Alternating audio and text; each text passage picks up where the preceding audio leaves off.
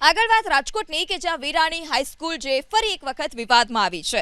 રાજકોટની વિરાણી હાઈસ્કૂલ ટ્રસ્ટની જમીન વહેંચવાનો વિવાદ વધુ વકર્યો. પૂર્વ વિદ્યાર્થીઓનું આવતીકાલે સંમેલન યોજાશે.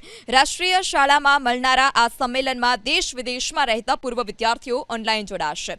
વિરાણી હાઈસ્કૂલના પૂર્વ વિદ્યાર્થી પુરુષોત્તમ પીપળિયાએ આરોપ લગાવ્યો કે વિરાણી હાઈસ્કૂલના પબ્લિક ટ્રસ્ટને આડકતરી રીતે ફેમિલી ટ્રસ્ટમાં ફેરવી દેવાયું છે. ટ્રસ્ટમાં કુલ 10 ટ્રસ્ટી હોવા જોઈએ, તેને બદલે લાંબા સમયથી ઇરાદાપૂર્વક 7 ટ્રસ્ટીથી જ મનસ્વી રીતે વહીવટ ચલાવવામાં આવી રહ્યો છે. આટલું જ નહીં, શાળાને કેન્દ્ર અને રાજ્યની 83% જેટલી ગ્રાન્ટ મળેલી છે. તેમ છતાં સરકાર કે ચેરિટી કમિશનરની મંજૂરી વગર મિલકત વહેંચવાની પ્રક્રિયા હાથ ધરી ગંભીર પ્રકારની બેદરકારી કરવામાં આવી રહી છે. આ મામલે સમિતિએ ડિસ્કવરી ઓર્ડરની માંગ કરી સંસ્થાને બચાવવા ન્યાયિક લડત ચલાવતા વેચાણ પ્રક્રિયા સ્થગિત હોવાનો પણ સંકેત આપ્યો. ત્યારે આ મુદ્દે ઈડી તપાસ કરે તેવી પણ માંગ કરાઈ છે.